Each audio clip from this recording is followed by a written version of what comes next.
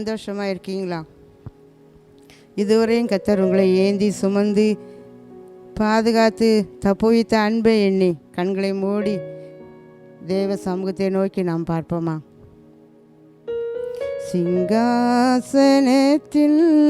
வீற்றிருக்கும் பரிசுத்தரே பரிசுத்தரே, சிங்காசனத்தில் வீற்றிருக்கும் பரிசுத்தரே பரிசுத்தரே, ஆராதனை உமக்கு ஆராதனை, ஆராதனை உமக்கு ஆராதனை, ஆராதனை உமக்கு ஆராதனை, ஆராதனை உமக்கு ஆராதனை.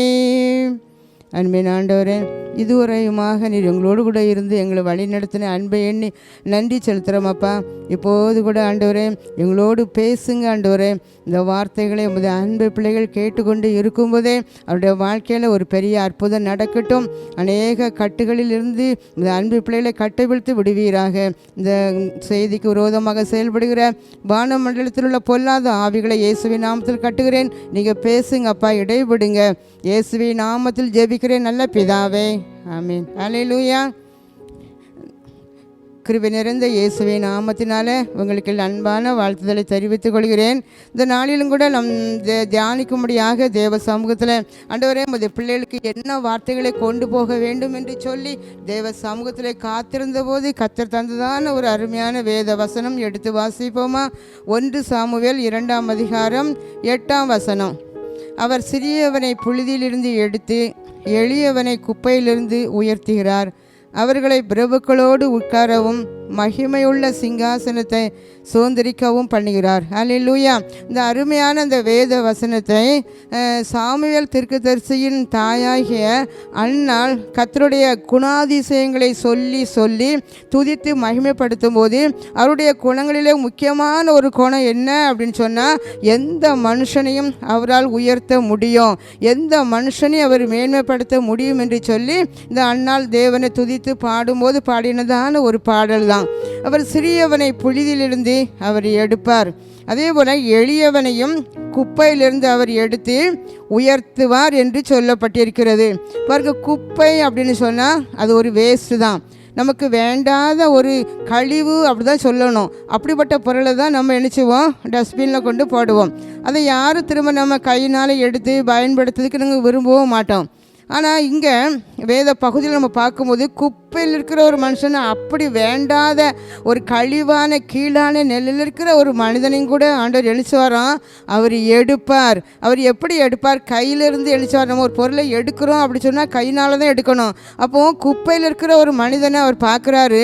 நான் இந்த மனிதனை இப்படி குப்பையிலே இருந்து வாழ்வதற்கு, இப்படி புழுதிலே இருந்து ஒரு கீழான நிலைமை வாழ்வதற்காக நான் அவனை உருவாக்கலை, உண்டாக்கலை. அவனை எப்படியாவது உயர்த்த வேண்டும் என்று சொல்லி தேவ அன்பின் நிமித்தமாக குப்பையில் இருக்கிற மனிதன் அவர் நினைச்சுவாராம், அவர் தூக்கி எடுப்பார் என்று பார்க்குறோம். அவர் நான் பாவத்தில் இருக்கிற பிள்ளைகள், அக்கிரமத்தில் இருக்கிற பிள்ளைகள், இன்னும் கூட ஒரு கீழான நிலையில் ஒரு வாழ்க்கை உதவாத, ஒன்றுக்கு உதவாத ஒரு வாழ்க்கை வாழ்ந்து கொண்டிருக்கிற அந்த குப்பையில் இருக்கிற மனிதனை அவர் நினைச்சுவாராம், நான் தூக்கி அவர் எடுப்பார் என்று சொல்லப்பட்டிருக்கிறது. அவருடைய குணம் அதுதான், அவருடைய அன்பான குணம். இப்படிப்பட்ட பிள்ளைகளை தேடி போய் அவர் எடுத்து எண்ணிச்சுவாராம், அவர் கையில் எடுப்பார். அவர் கையில் எடுத்தாலே பாருங்க அற்புதம் தான் உண்டு. அவர் குப்பையிலிருந்து எடுத்து திரும்ப குப்பையில் போடுவதற்காக எடுக்கவில்லை. அவர் குப்பையிலிருந்து ஒரு மனிதனை எடுப்பார் என்றால் அவனை எண்ணிச்சுவாராம். வெளிப்படுத்தல் 1ஆம் அதிகாரம் 6ஆம் வசனத்தில் சொல்லப்பட்டதின்படி நம்மிடத்தில் அன்பு கூர்ந்து தமது இரத்தத்தினாலே நம்முடைய பாவங்களார நம்மை கழுவி தம்முடைய பிதாவாகிய தேவனுக்கு முன்பாக நம்மை ராஜாக்களும் ஆசாரியர்களும் ஆக்கினார் அப்படி சொல்லி பார்க்குறோம். பாருங்கள், குப்பையிலேருந்து ஒரு மனிதனை எடுத்து என்ன பண்ணுவாராம் அப்படி சொன்னால், அவன் மேலே அன்பு கூர்ந்து தம்முடைய இரத்தத்தினால் அவனை நினைச்சுவாராம் முற்றிலும் கழுவுவார் என்று சொல்லப்பட்டிருக்கிறது. ஒரு கழுவுதல் நடக்கி, ஒரு சுத்திகரிப்பு நடக்கி, அவனை சுத்திகரிக்கணும், அவனை கழுவணும், தன் இரத்தத்தினால் அவனை கழுவி பரிசுத்தப்படுத்தணும் அப்படின்னு சொல்லி தான் அவர் நினைச்சாராம் தந்த மனுஷனை குப்பையிலேருந்து எடுக்கிறாரு. அதுதான் அந்த தேவ தரிசனத்தை எப்போதும் பார்க்குற யோவான் என்கிற சீடன் இதை எப்படி எழுதுகிறார். தேவனுடைய இரத்தத்தினால கழுவி தேவ கரத்தில் எடுக்கப்பட்ட மனிதனை அவர் சும்மா அப்படி வைப்பதற்காக இல்லை, அந்த மனிதனை எடுத்து தன்னுடைய சொந்த இரத்தத்தினால் அவர் நினைச்சாராம் கழுவுறாரு. ஹல்லேலூயா, ஹல்லேலூயா. உங்களையும் கூட உங்கள் பிள்ளைகளையும் கூட எப்படிப்பட்ட குப்பை நிலையில் வாழ்ந்து கொண்டு இருந்தாலும், எந்த புனிதலும் ஒன்றுக்கு உதவாத நிலையில் வாழ்ந்து கொண்டு இருந்தாலும், இந்த வார்த்தை உங்களுக்கு நேராக இன்று கடந்து வருகிறது என்று சொன்னால் உங்களையும் குப்பையிலிருந்து எடுப்பதற்காக தான். உங்கள் பிள்ளைகளையும் குப்பையிலிருந்து எடுத்து அவர் கையில் எடுத்தார் அப்படி உறுதியாக நம்ம பார்க்க வேண்டும். எப்போது நீங்கள் தேவ இரத்தத்தினால் கழுவப்பட்டு ரட்சிக்கப்படுதீங்களோ அப்போவுமே கர்த்தர் உங்களை கையில் எடுத்த பிறகுதான் அந்த ரட்சிப்பு என்ன செய்து உண்டாகும். அதை நம்ம விசுவாசிக்கணும்.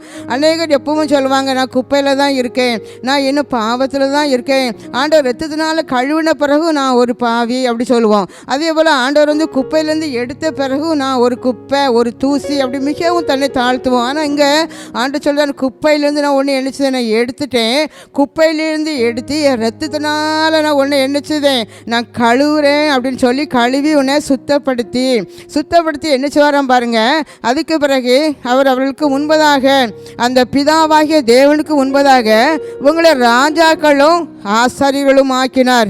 எதற்காக இரத்தத்தினால கழுவுகிறார் அப்படி சொன்னால், அவருடைய சொந்த பிள்ளையாக மாற்றி பரம பிதாவுக்கு முன்பதாக ஆசாரியர்களும் ராஜாக்களுமாக அவர் என்ன அவங்கள மாற்றிருக்கிறார் என்று பார்க்கிறோம். அருமையானவர்களை, இன்றைக்கு கூட இந்த வார்த்தையை கேட்டுக்கொண்டு இருக்கும்போது நீங்கள் என்ன சொல்லணும் அப்படி சொன்னால், ஆண்டவரே எனக்கு ஒரு கழுவுதல் தேவை, என்னை நீங்கள் கையில் எடுத்துட்டீங்க, என்னை என் வீட்டை கையில் நீங்கள் எடுத்துட்டீங்க, குப்பையில் இருக்கிற கீழான இருக்கிற வீடு என் பிள்ளைகளை எண்ணி எல்லாம் கையில் நீங்கள் எடுத்துட்டீங்க, அதற்காக உங்களுக்கு நன்றி என்று சொல்லணும். அவர் கையில் எடுக்கப்பட்ட பிறகு என்ன பண்ணுவார்னா கழுவுறாரு. ஆண்டவரே இன்னைக்கு என் பிள்ளைகளை நீர் கழுவினதற்காக நன்றி என்று சொல்லுங்க. ஒரு விசுவாச அறிக்கை தான் நம்ம ஏறெடுக்கணும். அன்றைக்கு எப்படி அவர் கழுவினாரோ, குப்பையிலிருந்து எடுத்த ஒரு மனுஷனை உயர்த்துவதற்காக, தகுதியற்ற ஒரு மனுஷனை தகுதி உள்ளவனாக மாற்றுவதற்காக அவர் கையில் எடுத்து அவர் தன் இரத்தத்தினால கழுவுனது போல இன்றைக்கு நம்ம முழுவதுமாக குடும்பமாக ஒப்பு கொடுக்க வேண்டும். ஆண்டவரே என்னை நீங்கள் கழுவுங்கப்பா, என் குப்பையில் இருக்கிற கீழான நிற்கிற என் வாழ்க்கையை இன்றைக்கு உயர்ந்த நிலைக்கு நீ மாற்றப் போகிறதற்காக நன்றி என்று சொல்லுங்க. ஹல்லேலூயா. அவர் என்னை கையில் எடுத்து விட்டார், இந்த சந்தோஷம் உங்களுக்கு இருக்கணும். என்னை கையில் எடுத்து விட்டார். உலக பிரகாரமாக ஒரு குப்பை போன்று வாழ்க்கை வாழ்கிற மனிதனை ஒருவர் கூட விரும்ப மாட்டாங்க. அவங்க பெற்றோர்கள் கூட அதை என்ன செய்ய மாட்டாங்க, இப்படிப்பட்ட கீழான நிலையில் இருக்கிறனே என்று சொல்லி வருத்தப்பட மாட்டாங்க, யாரும் உதவி செய்ய மாட்டாங்க. ஆனால் நம்ம அன்புள்ள தகப்பன் உண்டாக்கின கர்த்தர் என்ன செய்வாரா, நான் குப்பையில் இருக்க விரும்பலை, அதற்காக நான் உன்னை உருவாக்கலை, அதற்காக நான் உன்னை தெரிந்து கொள்ளலை, அதற்காக உன்னை அழைக்கப்படலை, ஒரு உயர்ந்த வாழ்க்கை நீ வாழ வேண்டும், ஒரு உயர்ந்த நிலைக்கு நீ வர வேண்டும், அதைத்தான் அவர் விரும்பி கையில் எடுத்து கழுவுறாரு. கழுவுனது மட்டுமல்ல, ஆசாரியர்களும் ராஜாக்களுமாக அவர் என்ன மாற்றி வைத்திருக்கிறேன் என்று கர்த்தர் சொல்கிறார். ஹல்லேலூயா. பொதுவாக நம்ம பழைய காலத்து அரண்மனையை பார்க்கும்போது, அந்த காலத்து ராஜாக்கள் உட்கார்ந்திருந்த பெரிய சிங்காசனத்துக்கு முன்பதாக பக்கத்தில் அநேக சின்ன சின்ன இருக்கைகள் அங்கே அமர்க்கப்பட்டிருக்கும். அது ஒரு உயர்ந்த இடம் போல தான் இருக்கும். அவங்க அப்போ ராஜா சிங்காசனத்தில் உட்கார்ந்துருக்கும் போது அந்த முக்கியமான பதவியில் இருக்கிறவங்க அமைச்சர்கள் பிரபுக்கள்லாம் நினைச்சுவாங்க அந்த பக்கத்தில் அந்த சிங்காசனத்தில் அமர்ந்திருப்பாங்க. அதே போல் ஆனால் அவங்களுக்கும் அந்த மக்கள் அவங்க என்ன சொல்கிறாங்களோ அதை தான் கீழ்ப்படியணும். இன்றைக்கு அதே போல் அவர் உங்களை நினைச்சுதாராம், குப்பையில் தான் முதல் இருந்தீங்க, குப்பையில் இருந்த உங்களை அவர் எடுத்தார், கையில் எடுத்துட்டார், உங்களை கழுவிட்டார். கழுவி அவர்களுக்கு முன்பதாக உங்களை உட்கார பண்ணுவதற்கு தகுதிப்படுத்தி அழகான ஒரு ஆசாரியர்களாக, நல்ல ஒரு ராஜாக்களாக உங்களை நான் அபிஷேகம் பண்ணி வைத்திருக்கிறேன் என்று கர்த்தர் சொல்கிறார். கரந்தட்டி நன்றி சொல்லுவோமா? ஹல்லேலூயா, ஹல்லேலூயா. அவரை நம்ம எப்போதும் என் கர்த்தர் என்னை கையில் எடுத்து விட்டார், இனி யாரும் கூட நான் குப்பையில் இருக்கேன், நான் தூசியில் இருக்கேன், இந்த வார்த்தையை நம்ம என்ன செய்யக்கூடாது, சொல்லவே கூடாது. ஏனென்றால் நம்ம குப்பையில் இருக்கலை, நம்ம அவர் கையில் நம்மளை எடுத்துட்டாரு. நான் என் தேவனுடைய கரத்தில் நான் இருக்கிறேன். இதை நம்ம எப்போதும் அறிக்கை செலுத்தணும். நான் என் தேவனுடைய கரத்தில் தான் இருக்கேன். நான் என் தேவனுடைய கரத்தில் இருக்கிறதுனால நான் ஒரு நாள் என்ன செய்ய மாட்டேன், நான் ஒரு கீழான வாழ்க்கை இனி நான் வாழ மாட்டேங்கிற ஒரு உறுதியோடு நம்ம என்ன செய்யணும், நம்ம இருக்கணும். சிறியவனை குப்பையில் இருந்து, சிறியவனை குப்பையில் இருந்து உயர்த்துயிரீர், அப்ப உயர்த்துயிரீர், உயர்த்துயிரீர், அப்ப உயர்த்துயிரீர். பாருங்கள், சிறியவன் ஒரு குப்பையிலிருந்து உயர்த்துகிற ஒரு தேவன். அப்போ குப்பையாக இருக்கிற என் வாழ்க்கை இன்றைக்கு ஒரு கீழான நிலை நான் வாழ்ந்து கொண்டிருக்கிறேன், எந்த ஒரு முன்னேற்றமும் என் வாழ்க்கையில் இல்லை அப்படி சொல்லி நீங்கள் கவலைப்பட்டு கலங்கி கொண்டிருக்கிற உங்களை பார்த்துன்னு சொல்கிறாரு, நான் கையில் உங்களை எடுத்து விட்டேன். அப்போ உங்களுக்குள்ள ஒரு உணர்வு, தேவனை அறிகிற ஒரு அறிவு எப்படி இருக்குன்னா, என் அப்பா என்னை கையில் எடுத்துட்டாங்க, ரத்தத்தினால கழுவிட்டாங்க, இனி நான் குப்பை இல்லை, இனி நான் ஒரு தூசி இல்லை, இனி நான் ஒரு பாவி இல்லை.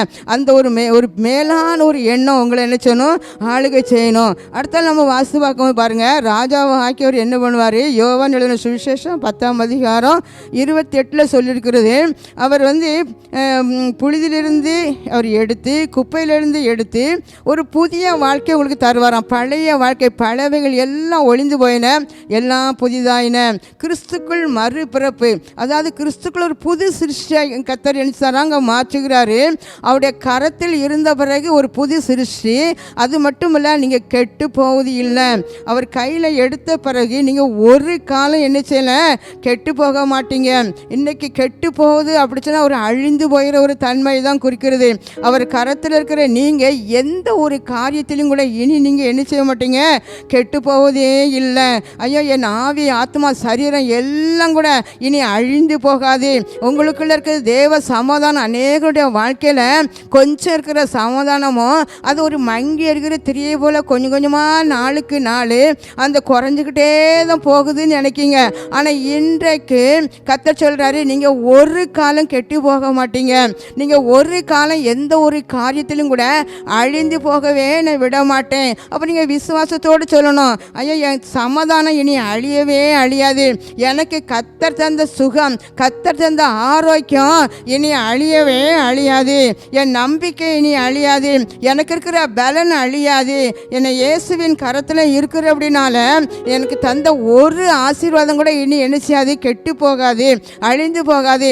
என் பிள்ளைகளுடைய வேலை ஸ்தலம் கூட இனி என்ன செய்யாது, வேலை அநேக நேரத்தில் அந்த வேலை இல்லாத அப்படிப்பட்ட ஒரு சூழ்நிலை கலங்கி நின்று கொண்டு இருக்கும்போது கிருபையாக தந்த வேலையை பார்த்து ஒரே பயம், இந்த வேலை எனக்கு நிரந்தரமாக கிடைக்குமா அல்லது இது எனக்கு தற்சயமாக கிடைத்த வேலையா, வேலை குறித்து பயம். ஆனால் இன்றைக்கு ஆண்டு சொல்கிறார், இந்த வேலை உனக்கு அழியவே அழியாது என்று கர்த்தர் உனக்கு வாக்கு கொடுக்கிறார். ஹல்லேலூயா. அப்போ கர்த்தருடைய கரத்தில் இருக்கிற ஒரு மனிதனை என்றைக்கும் கெட்டு போகவே அவர் என்ன செய்ய மாட்டாரா, விடுகிற ஒரு தேவன் இல்லை. அது மட்டும் இல்லை, அந்த வசனத்தை நீங்கள் வாசித்து பார்த்தீங்கன்னா, அந்த 10:28 பின்பகுதியை வாசித்து பார்த்தீங்க அப்படின்னு சொன்னால், அவருடைய கரத்தில் இருந்து ஒரு உங்களை என்ன செய்ய முடியாது, பறித்து கொள்ளவே முடியாது.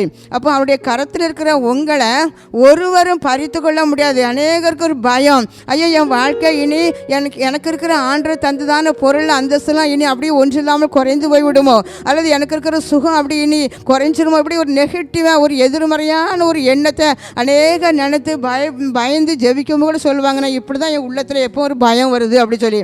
ஆனால் இன்றைக்கி ஆண்டவர் சொல்கிறார், உங்களை நீங்கள் என் கரத்தில் இருக்கிற அப்படின்னால உங்களை யாரும் பறித்து கொள்ள முடியாது.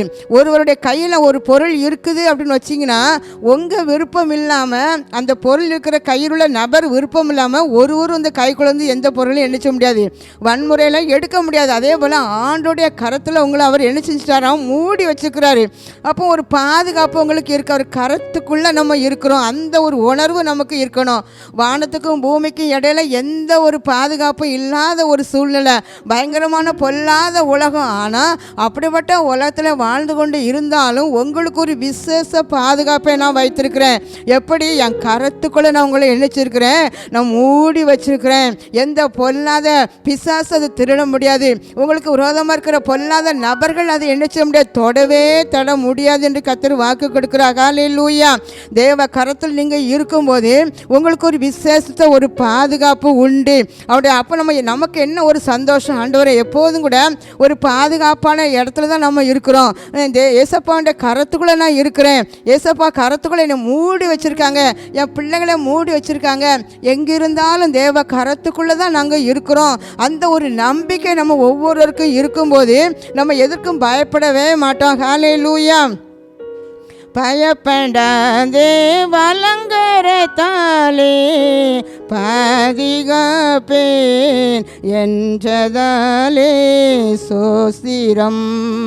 பாசம் என் மேல் நீர் வைத்ததினால் பறிக்க இயலாதவரும் என்னை. பாசம் என் மேல் நீர் வைத்ததினால் பறிக்க இயலாதவரும் என்னை. என்னை மறவாயே சுனாதா. பாருங்க, அவர் நம்மளை மறக்காத ஒரு நேசர். அவருடைய கரத்துக்குள்ளே நம்மளை வைத்திருக்கிறது அப்படின்னால ஒருவரும் அதை என்ன செய்ய முடியாது, பறிக்க முடியாதுன்னு கத்த சொல்கிறாரு. சங்கீதம் 9:18 வாசித்து பார்க்கும்போது, எளியவன் என்றைக்கும் மறக்கப்படுவது இல்லை, சிறுமைப்பட்டவருடைய நம்பிக்கை ஒருபோதும் கெட்டு போகவே இல்லைன்னு சொல்லி வேதம் அழகாக சொல்லியிருக்கிறது. பாருங்கள், அவருடைய கரத்துக்குள்ளே நம்ம இருக்குதுனால அவர் நம்மளை மறக்கவே மாட்டார். இந்த கரத்துக்குள்ளே என் பிள்ளைகள் இருக்காங்க, இந்த கரத்துக்குள்ளே யார் இருக்காங்க, அந்த இப்போ ஒரு பொருளை நம்ம மூடி வச்சுருந்தோம்னா நம்ம என்ன அங்கே தான் இருக்கும், இதுக்குள்ளே இதெல்லாம் இருக்குன்னு. அப்போ நம்ம அவருடைய கரத்துக்குள்ளே மூடி வச்சுருக்கும் போது அவர் நம்மளை மறக்கவே மாட்டாராம். அவர் நம்பிக்கை, நம்ம வச்சுருக்கிற நம்பிக்கை ஒரு நாள் என்ன செய்யாது, கெட்டு போகாது. அவர் மேலே வச்சுக்கிற விசுவாசமும் ஒரு நாளும் அழிந்து போகாது என்று கர்த்தர் நம்மளை பார்த்து சொல்கிறார். ஹல்லேலூயா. நம்ம அநேக இந்த வேத பகுதியில் வாசிக்கும் போது குப்பையில் இருக்கிற அநேக பரிசுத்தவான்களை அவர் குப்பையிலிருந்து எடுத்து இரத்தத்தினால கழுவி அவர்களை ராஜாக்களும் ஆசாரிகளும் ஆக்கினதாக நம்ம பார்க்குறோம். நம்ம தாவீதை எடுத்துக்கொண்டோமானால் தாவீதையும் கூட 2 சாமுவேல் 23:1 நீங்கள் வாசித்து பார்த்தீங்க அப்படி சொன்னால், தாவீதை அவர் என்னச்சாரா, தம்முடைய கரத்தில் அவர் எடுத்தார். குப்பையிலிருந்து, ஒரு கீழான வாழ்க்கையில், ஒரு புழுதிலிருந்து அவரை தூக்கி எடுத்து ஆடு மேய்த்து கொண்டிருந்த அவர் யூதாயாவுக்கும் அவர் இஸ்ரவேல் மேலும் ராஜாவாக என்ன செஞ்சிட்டாரா, அபிஷேகம் பண்ணினார். அவர் தொடர்ந்து 40 வருடங்கள் அவர் இஸ்ரவேலின் மேலும் யூதாவின் மேலும் அரசாட்சி செய்ததாக நம்ம பார்க்குறோம். பாருங்க, அப்போ ஒரு ஆடு மேய்த்து கொண்டிருந்த ஒரு சிறுவனை ஒரு ராஜாவாக அபிஷேகம் பண்ணணும் அப்படி சொன்னால் அது யாராலும் முடியாது. எந்த மனிதன் நினைத்தாலும் கூட அது எந்த வாய்ப்புமே இல்லை. ஆனால் தேவனுடைய கரம் எந்த பிள்ளை எப்படிப்பட்ட சூழ்நிலை இருந்தாலும், ஒன்றுக்கு உதவாத ஒரு சூழ்நிலை இருந்தாலும் கூட அவருடைய கரம் தூக்கி எடுக்கும்போது அது பெரிய ராஜாவாக அபிஷேகம் பண்ணினார். ஹல்லேலூயா, ஹல்லேலூயா. அவர் தாவீது கூட தன்னுடைய கடைசி வார்த்தையை சொல்கிறாரு, நான் மேன்மையாக உயர்த்தப்பட்டேன் என்பதாக சொல்லி. நான் கீழான நிலையில தான் இருந்தேன், ஆனால் ஆண்டோடைய கரம் என்னை என்னைக்கு தூக்கினதோ அதற்கு பிறகு என் வாழ்க்கை மேன்மையாக உயர்த்தப்பட்டது என்பதாக தாவீது சொல்கிறாரு. அடுத்தால யோசேப்பு கூட நமக்கு எல்லாருக்கும் தெரியும். யோசேப்புடைய வாழ்க்கையிலும் அப்படிதான். சொந்த சகோதரர்களால் படுகொலியில் தூக்கி போடப்பட்டார். அது மட்டும் இல்லை, மீதியானின் கையில் 20 வெள்ளி காசுக்காக விற்கப்பட்டார். அவர் போத்திபார் வீட்டில் ஒரு அடிமை போல் அவர் வேலை செய்தார். அங்கும் அநியாயமாக குற்றச்சாட்டப்பட்டு சிறைச்சாலையிலே அவர் நினைச்சாரா அடைக்கப்பட்டார். கர்த்தரோ அப்படிப்பட்ட ஒரு யோசேப்பை தம்முடைய கரத்தில் எடுத்தார். கரத்தில் எடுத்து கழுவி இரத்தத்தினால கழுவினார். பாருங்க, அவரை ராஜாக்களாக யோசேப்பை உயர்த்தி முழு எகிப்தியருக்கும் அவர் அதிபதியாக மேன்மைப்படுத்தினார். ஹல்லேலூயா. தானியேலை பார்த்து கொண்டா, தானியேலையும் அப்படிதான். பாருங்க, கீழான நிலையிலிருந்து ஒரு தானியேலை கையில் எடுத்தார். அவரையும் மிகவும் உயர்ந்த இடத்துல அவர் நினைச்சாராம் உயர்த்தி வைத்தார். இந்த வேத பகுதியில் இப்படிப்பட்ட இந்த பகுதியெல்லாம் நம்ம வாசித்து பார்க்கும்போது நம்ம உள்ளத்துலேயும் ஒரு நம்பிக்கை, ஒரு நீருச்சி போல சுரந்து வரணும். இந்த தாவீதை உயர்த்தின ஆண்டவர் என்னையும் உயர்த்துவார். இந்த யோசேப்பை உயர்த்தின ஆண்டவர் என்னையும் உயர்த்துவார். ஏன்னா அந்த தேவன் தான் என்னுடைய தேவன், ஆபிரகாமின் தேவன் தான் என்னுடைய தேவன், ஈசாக்கின் தேவன் தான் என்னுடைய தேவன் அப்படின்னு சொல்கிறோம் பார்த்தீங்களா. அதே போல் இவங்க ஆராதித்த தேவன், இவரை உண்டாக்கின கர்த்தர் தான் நமக்கும் தேவன். அப்போ அவங்க கர்த்தர் அப்போஸ்தலர் 30:34 சொல்லப்பட்டிருக்கிறது, அவர் பட்சபாதம் உள்ளவர் அல்லவே அப்படி சொல்லி வேதத்தில் எழுதப்பட்டிருக்கிறது. பாருங்க, அப்போ யோசேப்பு செய்த ஆண்டவர் உங்களையும் உயர்த்துவார். தாவீதை ராஜாவாக அபிஷேகம் பண்ணினவர் உங்களையும் கூட ராஜாவாக அபிஷேகம் பண்ண முடியும். ஆனால் இந்த பரிசுத்தவான்கள்லாம் எப்படி இருந்தாங்க அப்படி சொன்னால் 1 பேதுரு 5:6 சொல்லப்பட்டதன்படி ஏற்ற காலத்தில் தேவன் உங்களை உயர்த்தும்படிக்கு அவருடைய பலத்த கருத்துக்குள்ளே அடங்கி இருங்கள். இந்த வேத வார்த்தையின்படி அந்த பரிசுத்தவான்கள் தன்னுடைய வாழ்க்கையில பார்க்கும்போது உடனே அவங்கள உயர்த்தலை. அவங்க நாளுக்கு நாள் தான் படிப்படியாக தான் உயர்த்தப்பட்டாங்க. அப்போ தேவ கரம் நம்மளுக்கு ஒரு குப்பையில் வாழ்ந்தாலும் புழுதியில் இருந்தாலும் ஒரு சிறுமியான வாழ்க்கை வாழ்ந்து கொண்டு இருந்தாலும் கூட அவர் என்னை உயர்த்துவார். அவருடைய கரத்துக்குள்ளே நம்ம அடங்கி இருக்கும்போது அந்த ஏற்ற நேரம் வரைக்கும் கூட என்னை அவர் உயர்த்தலை, என்னை அவர் ஆசீர்வதிக்கலை அப்படி சொல்லி நம்ம ஓடிட்டோம் அப்படி சொன்னால் அவருங்களை உயர்த்த முடியாது. அவருடைய பலத்த கரத்துக்குள்ளே நம்ம அடங்கி இருக்கணும். அவங்களெல்லாம் கூட அந்த ஏற்ற வழியில் உயர்த்தின கத்தை என்னையும் ஏற்ற வழியில் எண்ணிச்சுவார், உயர்த்துவார். ஹல்லேலூயா. அப்போ இதே சிறுமை புழுதி குப்பையிலலாம் போன்ற வாழ்க்கை இன்றோடு முடிந்தது விசுவாசிக்கணும்.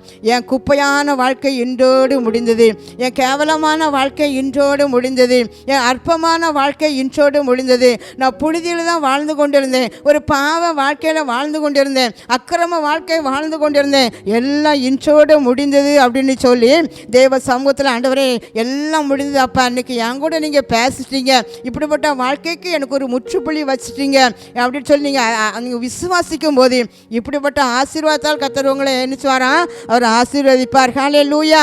அப்போ அவர் குப்பையில் இருக்கிற ஒரு மனிதன் அவர் தேடி வருகிறார் பாருங்க, தேடி வந்து குப்பையிலிருந்து எடுக்கிறார். ஹல்லேலூயா.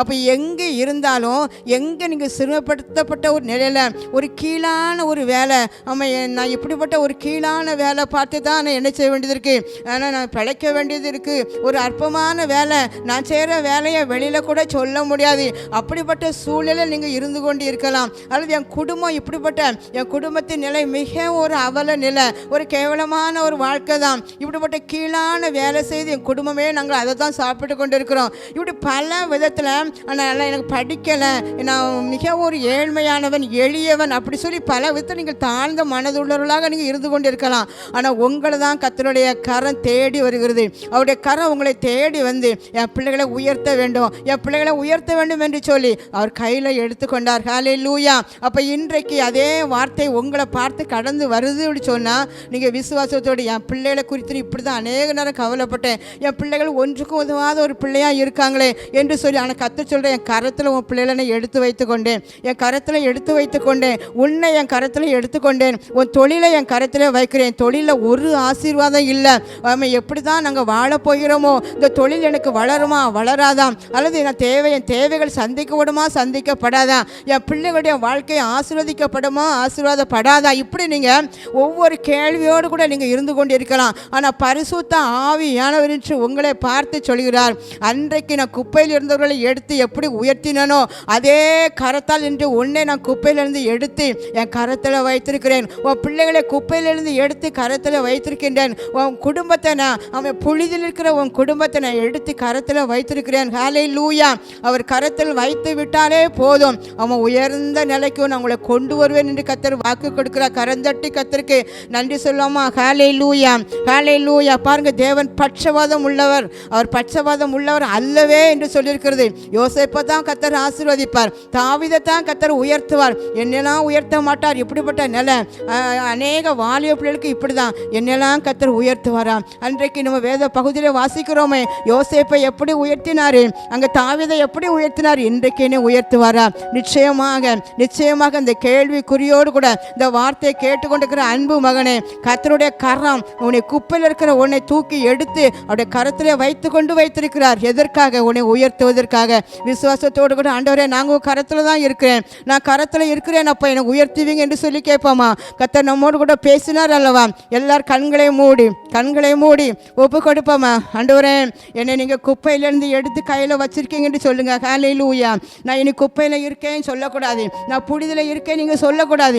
ஆமாம், கர்த்தர் இதுவரைக்கும் திட்டவட்டமாக உங்களோட பேசினார் அல்லவா? தீர்க்க தரிசனமாக பேசின அந்த வார்த்தையை விசுவாசித்து நான் உங்கள் கரத்தில் இருக்கிறேன் ஆண்டவரே, தேவ கரத்தில் நான் இருக்கிறேன், என் பிள்ளைகள் உங்களுடைய கரத்தில் இருக்கிறாங்க, என் கணவர் உங்கள் கரத்தில் இருக்கிறாங்க, இன்னும் கூட எல்லாரும் கூட எதற்காக ஆமே நீ எதற்காக கரத்தில் வைத்திருக்கிறார் என்றால் அவர் என்னை கழுவி சுத்திகரிப்பதற்காக ஒரு கழுவுதல் தேவை. ஆண்டவரே என்னை கழுவிருங்கப்பா, ரத்தத்தினால கழுவிருங்க கழுவிருங்க, என்னை கழுவிருங்க, என் பிள்ளைகளை கழுவுங்க, என் குடும்பத்தை கழுவுங்க. யாரெல்லாம் கழுவணும்னு சொல்லி ஒப்பு கொடுக்கீங்களோ எல்லாரும் ரத்தத்தினால கழுவிருங்க என்று சொல்லி கேட்போமா? ஹல்லேலூயா, ஹல்லேலூயா. ஒரு விசை ஆண்டவரே கழுவுங்க என்று சொல்லி கேளுங்க. அந்த கழுவுதல் எனக்கு தேவை ஆண்டவரே. அந்த கழுவுதல் கழுவும் போது மட்டும்தான் ஆண்டவரே உமக்கு முன்பதாக நீர் எங்களை ஆசாரியர்களும் ராஜாக்களுமாக மாற்ற வல்லமை உள்ளவர் என்று பார்க்கிறோமே ஆண்டவரே. எங்களை ஒரு ராஜாக்களாக அபிஷேகம் பண்ணுவீராக, எங்கள் பிள்ளைகளை ராஜாக்களாக அபிஷேகம் பண்ணுவீராக ஆண்டவரே. ஹல்லேலூயா. ஒரு விசை அப்படி கேட்போமா? ஆண்டவரை நோக்கி நான் பார்ப்போம். அவருக்கு பிதாவுக்கு முன்பதாக ஆமே உங்கள் பிள்ளைகளை நான் கழுவுனது மட்டுமில்ல, ராஜாக்கள் பிரபுக்கள் அமரக்கூடிய வரிசையில் அமர வைப்பேன் என்று வாக்கு கொடுத்திருக்கிறார். ஹல்லேலூயா. கரந்தட்டி கர்த்தருக்கு நன்றி சொல்லுமா? பரிசுத்த ஆவியானவர் மத்தியில் அசைவாடி கொண்டிருக்கிறார். ஆமேன். அழுகையோடு கண்ணீரோடு புலம்பலோடு கூட இதை நீ ஏக்கத்தோடு நீங்கள் பார்த்து கொண்டிருக்கலாம். கர்த்தர் திட்டவட்டமாக இன்றைக்கு உங்களோடு பேசுகிறார். அன்பு மகனே, அன்பு மகளே, நான் உன்னை குப்பையிலிருந்து எடுத்து என் கையில் வைத்து விட்டேன். ஹல்லேலூயா, ஹல்லேலூயா. இனி நீ ஒரு காலம் நீ கெட்டு போவதில்லை. ஆமேன். தொழிலில் எத்தனையோ அழிவு தான், நஷ்டம் தான். நான் எதிர்பார்க்காத விதமாக, நான் நினைக்காத விதமாக எனக்கு வருகிற வருமானம் எல்லாம் அழிந்தே போய்விடுகிறது. என் சமாதானம் அழிந்து விட்டது, என் சந்தோஷம் அழிந்து விட்டது, என் சுகம் அழிந்து விட்டது. இனி நான் எழும்ப முடியுமா என்று சொல்லி ஒரு கேள்விக்குறியோடு நீ அமர்ந்து கொண்டிருந்தாய். கர்த்தருடைய வார்த்தை உனக்கு நேராக கடந்து வருகிறது. உன்னை ஒருவரும் உன்னை அழிக்க முடியாது. நீ என் கரத்தில் இருக்கிற அப்படின்னால நீ கெட்டு போவது இல்லை என்று கர்த்தர் வாக்கு கொடுக்கிறார். ஹல்லேலூயா, ஹல்லேலூயா. நன்றி ஆண்டவரே. முதல் அன்பு பிள்ளைகளோடு இடைப்பட்டதற்காக உமக்கு நன்றி செலுத்துகிறேன் ஆண்டவரே. அது மட்டுமில்லை, ஒவ்வொரு நாளும் பயம், ஐயா எனக்குரியதை யாராவது, என் சொத்தை யாராவது என்னை திரும்பி வாங்கி கொள்வாங்களா, அல்லது என் பணத்தை திருடிடுவாங்களா, என் பிள்ளைகளுக்கு இப்படி ஆகிருமோ அப்படி ஆகிருமோன்னு சொல்லி ஒரு பயம். ஆனால் இன்றைக்கு கர்த்தர் உங்களை பார்த்து சொல்றாரு, ஹல்லேலூயா, நீ என் கரத்தில் இருக்கிற அப்படின்னால ஒருவர் இந்த கரத்திலிருந்து உங்களை பறிக்க முடியாது. உன் பிள்ளைகளை என் கரத்திலிருந்து ஒருவரும் பறிக்க முடியாது. அப்படிப்பட்ட வார்த்தை கர்த்தர் உனக்கு தந்திருக்கிறாரு. ஹல்லேலூயா. அந்த விசுவாசம், நான் தேவ கரத்தில் இருக்கிறேன், நான் தேவனுடைய கரத்தில் இருக்கிறேன், என் குடும்பம் தேவனுடைய கரத்தில் இருக்கிறது, எந்த ஒரு பொல்லாப்பு எனக்கு நேரிடாது, எந்த வாதையும் என்னை தொட முடியாது, என் வீடு கர்த்தருடைய கரத்தில் இருக்கிறது, எனக்கு தந்த ஒவ்வொரு சொத்து சுகம் எல்லாமே கர்த்தருடைய கரத்தில் தான் இருக்கிறது, என் பிள்ளைகள் கர்த்தருடைய கரத்தில் இருக்காங்க, ஒருவரால் தொட முடியாது, பறிக்க முடியாது என்கிற ஹல்லேலூயா அந்த வார்த்தை தந்து உறுதிப்படுத்திருக்கிறாரு. நன்றி சொல்லுங்க. ஹல்லேலூயா. பிள்ளைகளோடு பேசினதற்காக நன்றி அப்பா. ஒவ்வொரு வீட்டுக்குள்ள பரிசுத்த ஆவியானவர் இறங்கி வந்து உலாவுங்க, அசைவாடுங்க அப்பா. எங்கள் பிள்ளைகள் எல்லைக்குள்ள நீர் உலாவுவீராக. ஒவ்வொரு பிள்ளைகள் மேலே நீர் அசைவாடுங்க ஆண்டவரே. அந்த வீட்டுக்குள்ள ஒரு அற்புதம் நடக்கட்டும், கண்ணீர் துடைக்கப்படுவதாக ஆண்டவரே. உங்கள் புலம்பல ஆனந்த கழிப்பாக மாற பண்ணுவீராக, துக்கங்களை சந்தோஷமாக மாற பண்ணுவீராக ஆண்டவரே. சிறியவர் பெரியவர்கள் வாலிபர்கள் முதியவர்கள் அனைவரையும் உடைய தூய கரத்தில் அர்ப்பணிக்கிறேன் தகப்பனே. உடைய ஆளுகை செய்துங்க, வழி நடத்துங்க. மீட்பர் இயேசுவின் மூலம் ஜெபிக்கின்ற நல்ல பிதாவே, ஆமென். ஹல்லேலூயா. God bless you.